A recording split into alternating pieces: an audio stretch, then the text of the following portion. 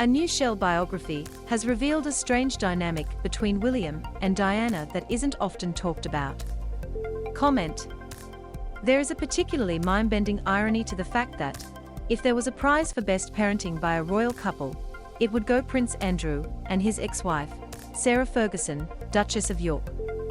Their two daughters, Princesses Beatrice and Eugenie, have managed to get to their 30s without ever once getting into a scuffle with the press, boozily falling out of nightclubs, getting naked in Las Vegas, being caught on camera using racial slurs, or even once attending a freaking naughty party as a sexy nurse. That said, when it comes to raising children and the House of Windsor, the bar is not so much as low as somewhere about ankle height.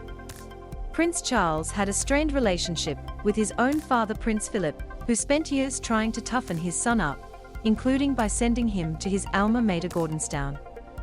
That pattern looked like it was repeating itself when his son Prince Harry then turned around and took aim at his own upbringing, speaking out about genetic pain and suffering. Prince Charles reportedly had a strained relationship with his own father, Prince Philip, who spent years trying to toughen him up. Picture: Tim Graham photo library via. Now we have a new entrant in the ranks of HRHs, who weren't exactly exemplary parents, with an extract from an upcoming book, The Palace Papers, Tina Brown, the legendary editor, and social insider par excellence, pulling back the curtain on the very odd relationship between Diana, Princess of Wales, and her son Prince William. We've all seen the famous roster of pictures of Diana and William, or Basher Wills as he was nicknamed as a tot. William playing on a rug on the lawn of Government House in Wellington. William curiously peering at the press in the garden of Kensington Palace, in a padded onesie, aged 18 months. William hamming it up at Prince Harry's christening. As his teenage years approached, William's height, blonde locks and smile were all pure Diana. Prince William is still the spitting image of his mother, Princess Diana. Tim Graham photo library via. However, the picture that Brown paints of the way Diana treated her elder son is a tad bizarre. Even though the young prince was 10 years old when his parents separated, his role in his mother's turbulent existence was unlike that of any normal child, with William being, as Brown writes, privy to a volatile love life. He knew the tabloids made her life hell, but he also knew she colluded with them. By his early teens, he was his mother's most trusted confidant. In a telling gesture, the princess, per Brown, used to refer to her son as "my little wise old man." Diana used her elder son as both a stand-in and a buffer, she writes, a role that included taking him to meetings with her eternal fixation/perpetual foe, the press. According to Brown, Princess Diana referred to her eldest son as her little wise old man. Image Terry Fincher. One incident sums the strange dynamic up. It's 1996. The setting is a smart dining room in Diana's Kensington Palace apartment. Piers Morgan, then the wunderkind editor of The Mirror, arrives for lunch with the princess, a meal which also, it turns out, includes the 13-year-old prince. Of the strange scene, Brown writes, William insisted on a glass of wine even when Diana said no, and he seemed thoroughly up to date on all the tabloid rumors about her lovers. For Diana to include the future heir to the throne at a meeting with one of the royal family's most reckless tabloid tormentors, and freely refer to a casual affair was, on its face, amazing. It suggests that her boundaries were dissolving and, with them, her judgment. As Morgan later wrote in his diary, he is clearly in the loop on most of her bizarre world and, in particular, the various men who come into it from time to time, and that the teenager was permitted to ask literally anything. Prince William was in the loop on most of Princess Diana's bizarre world, Brown writes. Tim Graham photo library via. Let's just pause here.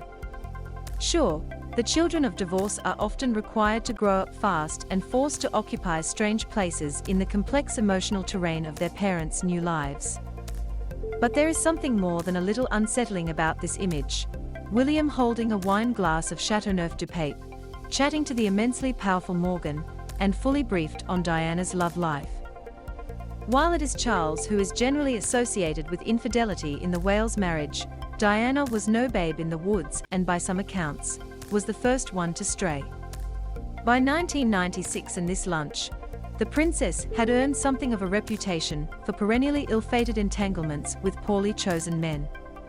There had been her 5-year affair with the nearly comically upper-crust James Hewitt, which started in 1986 and ended in the early 90s. In 1994, Diana was accused of having made up to 300 nuisance calls to the home of society art dealer Oliver Hoare and his socialite wife Diane. The princess, you see, and Hoare had had a fling, and such was her ardor. She once told her confidante Lady Bowker that she'd daydreamed of living in Italy with the handsome Hoare. The revelations of the phone calls were deeply humiliating for Diana, only adding to the image of her as unbalanced and untethered, which suited Team Charles just fine. The Princess of Wales had a reputation of ill-fated entanglements with poorly chosen men. In August 1995, another scandal was about to hit Diana. She had met the captain of the English rugby team, Will Carlin, at the West London gym they both worked out at, leading to, depending on who you believe, either an affair or Carlin basically just developing a thumping crush on the royal. Diana would jokingly answer the phone as Mrs. Carlin to the man she called Captain Andrew N. writes in Diana, In Pursuit of Love. When Carlin and his TV presenter wife Julia separated in September, the underlying implication was that it was because, to co-opt Diana's own infamous turn of phrase, 3 of them in the marriage. Julia Carlin came out firing, telling the Mail on Sunday, "This has happened to her before and you hope she won't do these things again, but she obviously does.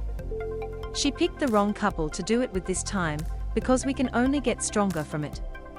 All of this, it would seem, William was painfully aware of, with the prince, at that Piers Morgan lunch, reportedly mentioning at one point, "I keep a photo of Julia Carlin on my dartboard at Eton." Prince William reportedly said at the lunch with Piers Morgan that he kept a photo of Julia Carlin on his dartboard at Eton. Hughie Mock, a WPA pool. Then there was the man routinely wheeled out as the princess's one true love, the unlikely and deeply reluctant romantic hero of the piece, the heart surgeon Hasnat Khan.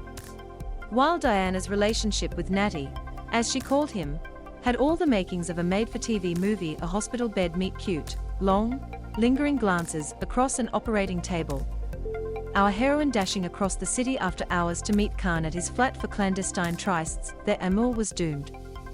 His conservative Pakistani family would never have reportedly countenanced him marrying her, while Khan himself was said to be incredibly leery of the media circus that Diana brought with her. When in July and August 1997 Diana began an affair with Dodi Fade, it was not just the thrill of a new love affair that was driving her. Remember the famous shot of the new couple locked in an embrace aboard his father's super yacht, and which ran in the UK press with the headline, "The Kiss." Remember this photo of Princess Diana and Dodi Fade on his father's super yacht. Picture, Michel Dufour, a wire image. That was not, in Brown's telling in Palace, a stolen moment, but a mise-en scene Diana had facilitated. Brown writes that it was the Princess of Wales who tipped off Italian lensman Mario Brenner to send a taunting message to Khan. It would be tricky enough navigating all of this as a fully grown adult with the emotional resources to match. So imagine, just for a moment, being William in all of this, having to wake up and face, with brutal regularity, the front page headlines about his mother's liaisons. This very adult world was not one that Diana shielded or even could have shielded her eldest child from, and instead, as Brown tells it, was invited to be a participant in. While Harry, even as he inches towards 40, seems to view his mother still with the rose-tinted glasses of childhood, never having come to see her as a woman made flesh and blood who made mistakes, and who was so very desperate to be loved. For William it was a different story. Prince Harry seems to still view his mother through rose-tinted glasses. Tim Graham Photo Library via. This dynamic, the old for his years William lunching with Morgan, and impish Harry adoring his mother, goes a long way to explaining their current attitudes and choices. While the elder prince has forged a necessary working relationship with the press, Harry wages legal war on the media. If your beautiful 36